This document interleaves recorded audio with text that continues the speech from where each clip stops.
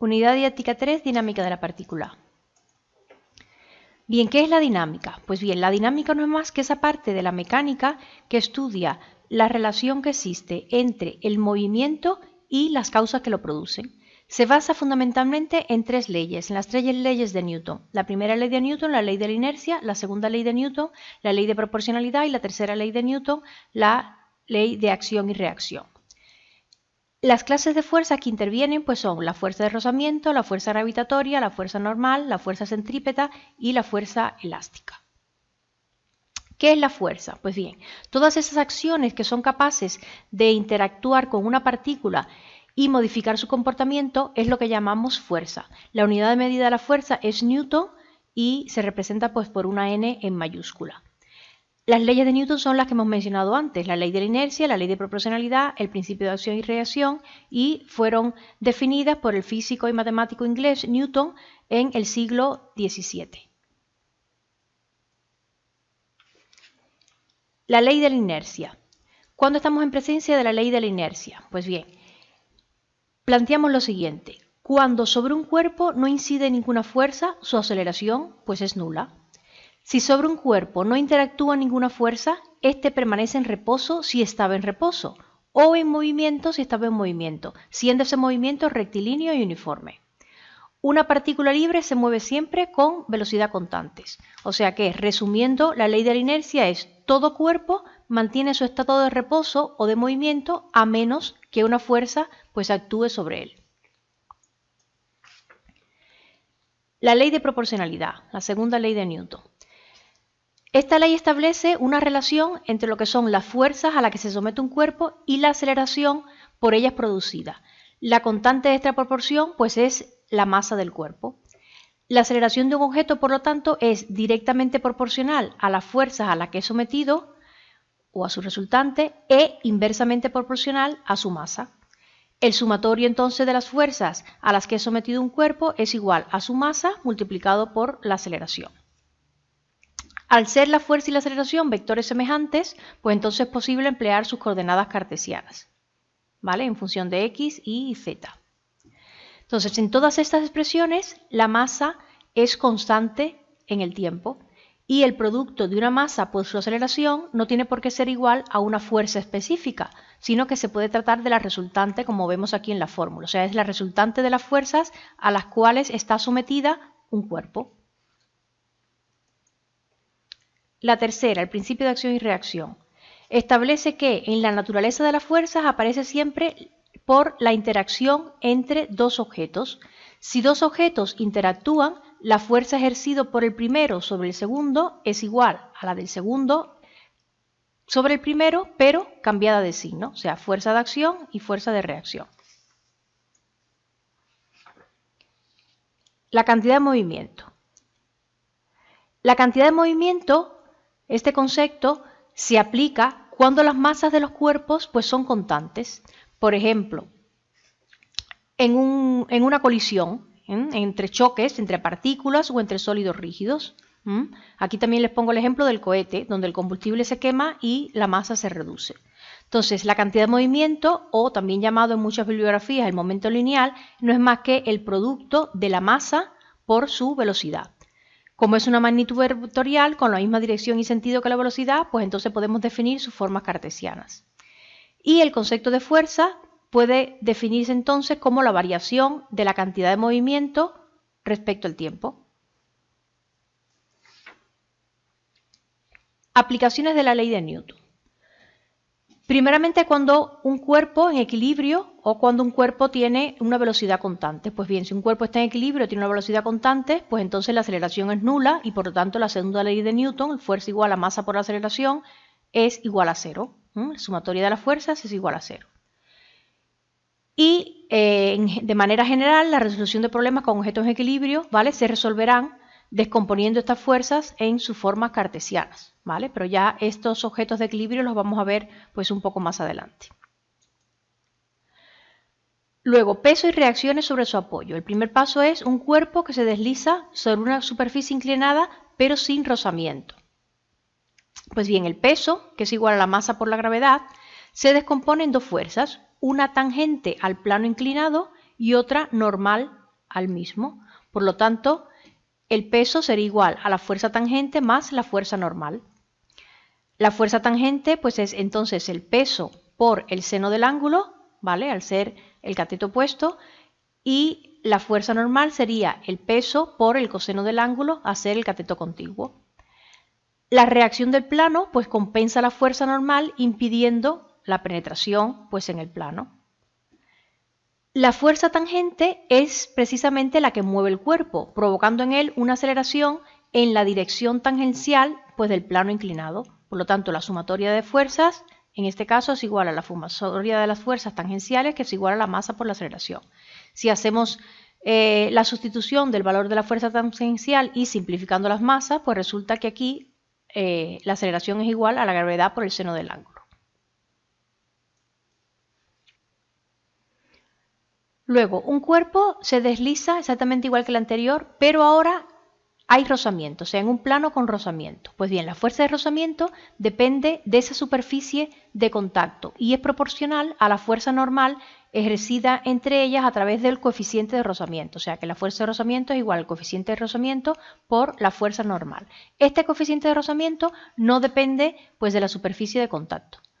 Su dirección siempre es tangencial a la superficie y en sentido contrario al movimiento. Por lo tanto, si hacemos una sumatoria de fuerzas aquí en el sentido del movimiento, pues es igual a la fuerza tangencial menos la fuerza de rozamiento, porque está contraria al movimiento, igual a la masa por aceleración. O sea, la fuerza tangencial es P por el seno del ángulo, menos la fuerza de rozamiento, que es μ, por la fuerza normal, y la fuerza normal es P por el coseno del ángulo, igual a la masa por aceleración. Despejando la aceleración, pues entonces es igual a la gravedad por el seno del ángulo menos μ por el coseno del ángulo.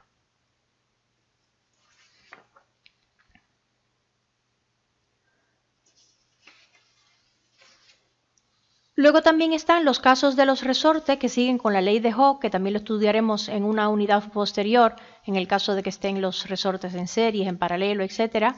Y esta ley establece que la fuerza que ejerce un resorte es proporcional a la elongación del muelle a partir de su constante de Hooke. Y luego están los cables sometidos a tracción. Los cables pues no son más que elementos mecánicos que tienen características propias que ayudan mucho a simplificar los problemas relacionados con cables. Solamente tenemos que tener en cuenta lo que es el estudio geométrico de los cables. En su primera simplificación se trata de elementos sin masa, por lo tanto ya ahí eliminamos la masa del problema, que sujetan los cuerpos. Y luego los cables solo trabajan a tracción, es decir, las fuerzas siempre se sitúan en la recta que forma el cable y sus sentidos son opuestos y estirando el cable. Luego también están las poleas sin rozamiento, que suelen intervenir en este tipo de problemas y proporcionando a los cables la posibilidad de poder cambiar su dirección de acción. El trabajo. Pues bien, el trabajo no es más que el producto escalar de la fuerza en un punto por su desplazamiento diferencial. Es importante destacar que por ser un producto escalar de dos magnitudes vectoriales, pues el trabajo es una magnitud escalar. Se puede poner en función de la componente tangencial de la fuerza, por lo tanto el diferencial de trabajo es igual a la fuerza por el desplazamiento diferencial, que es igual a la fuerza por el coseno del ángulo, sustituyendo lo que es la fuerza por el desplazamiento diferencial. Y se puede representar como el área delimitada por la función fs entre el punto inicial y final. Por lo tanto, entre esos dos puntos se puede escribir que el trabajo entre un punto A y un punto B no es más que la integral desde A hasta B de la fuerza, del vector fuerza, por el desplazamiento. Si la fuerza es perpendicular al desplazamiento, pues entonces el trabajo es nulo.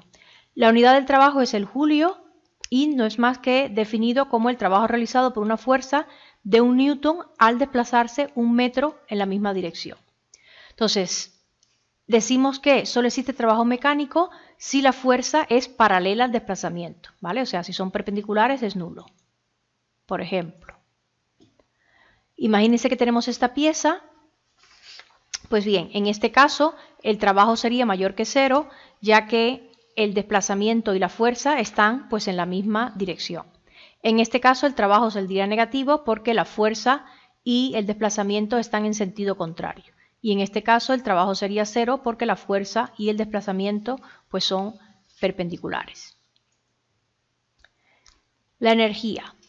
La energía no es más que la capacidad que tiene un sistema pues de generar un trabajo, y también se define como el trabajo que puede generar un cuerpo al cambiar de una posición a otra. La energía cinética es aquella debida al movimiento de un cuerpo, o sea, es donde interviene la velocidad. La energía cinética es igual a 1/2 la masa por la velocidad al cuadrado.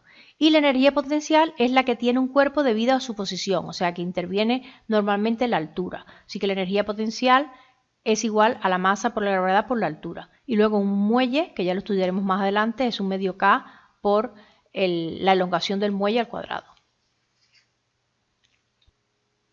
Teorema de las fuerzas vivas. Pues bien, a partir de relacionar lo que es el trabajo con la variación de velocidades, aparece el teorema de las fuerzas vivas. O sea que el teorema de las fuerzas vivas establece que el trabajo realizado por las fuerzas netas sobre una partícula de masa es igual a la diferencia entre los valores inicial y final de la energía cinética. Entonces, a partir de esa definición del trabajo podemos encontrar lo que es la expresión de la energía cinética, que nos dice que el trabajo de un punto 1 a un punto 2 no es más que la diferencia de la energía cinética final menos la inicial. O sea, 1/2 la masa por la velocidad final al cuadrado menos 1/2 la masa por la velocidad inicial al cuadrado. Pues bien, este teorema de las fuerzas vivas, si nos damos cuenta que podemos aplicarlo, nos puede ahorrar pues muchísimos cálculos en lo que son los problemas.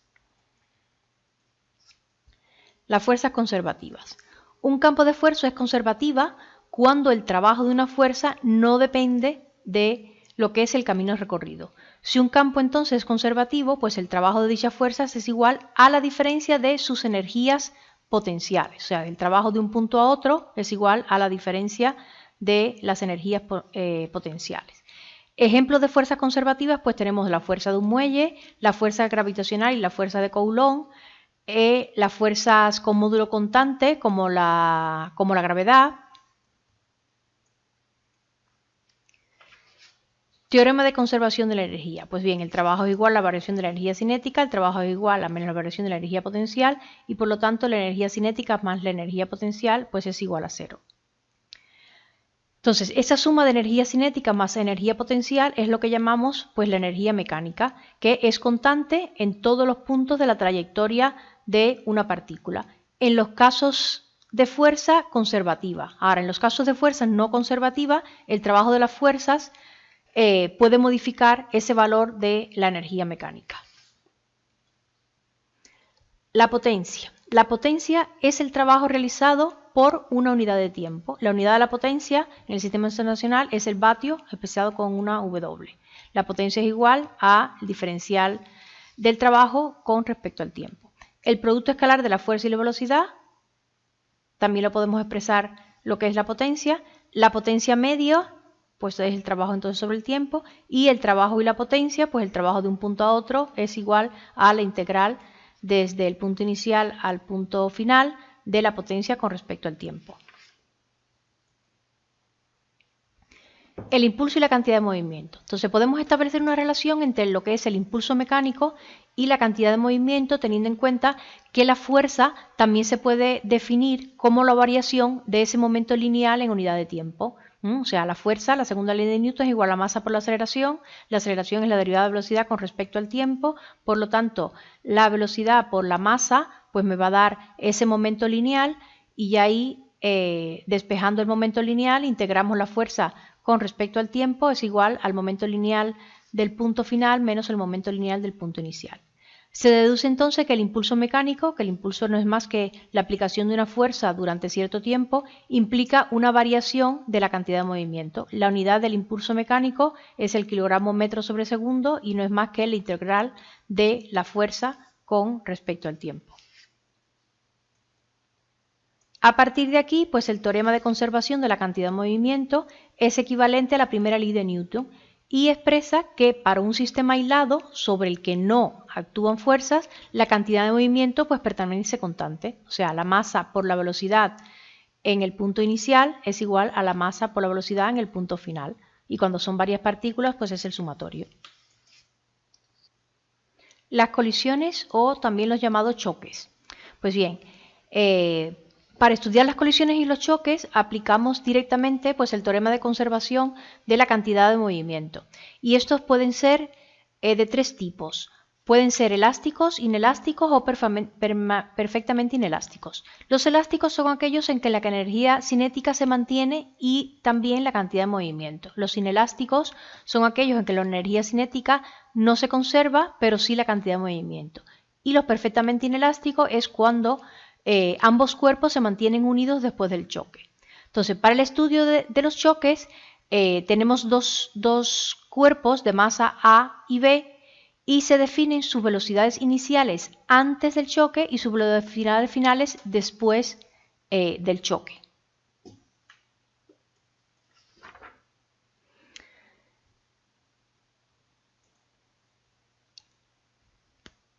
Colisiones elásticas en una dimensión. O sea, recordamos que las elásticas son las que se conservan la energía cinética y la cantidad de movimiento.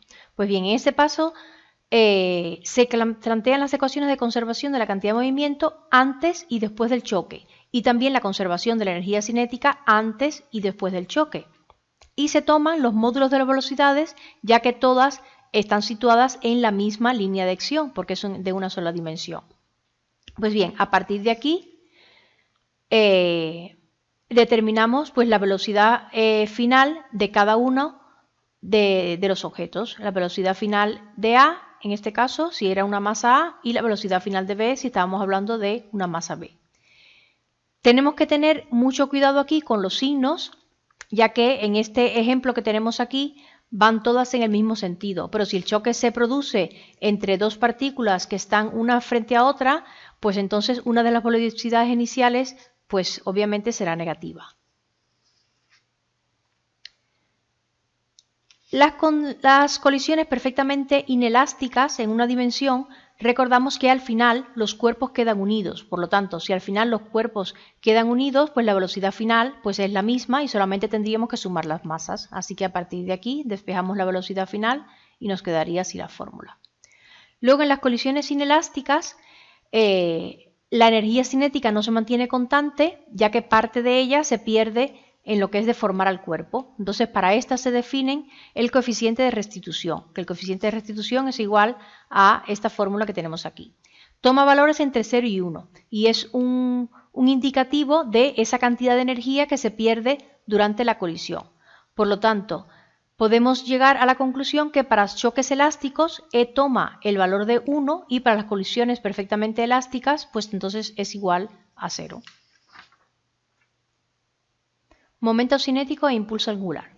Pues bien, llamamos momento cinético o momento angular al momento de la cantidad de movimiento de una partícula respecto a un punto fijo del eje de giro del movimiento. Por lo tanto, es igual a el vector de posición por la cantidad de movimiento, así que es el vector de posición por m por v.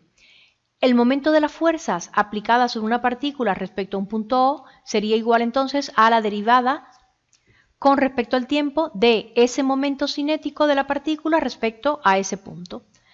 Podemos definir entonces el impulso angular y no es más que la integral desde el intervalo de tiempo 1 al intervalo de tiempo 2 del momento de la fuerza respecto al tiempo.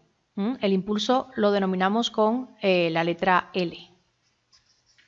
Por lo tanto, si sustituimos aquí el momento de la fuerza, pues entonces R por F por la derivada del tiempo. El teorema entonces del momento cinético nos dice que el momento cinético final de una partícula es igual al momento inicial más la sumatoria de todos los impulsos exteriores que actúan sobre ella. Y el teorema de conservación del momento cinético nos dice que si sobre un sistema de partículas el momento angular que se aplica es nulo, pues entonces se conserva obviamente el momento cinético.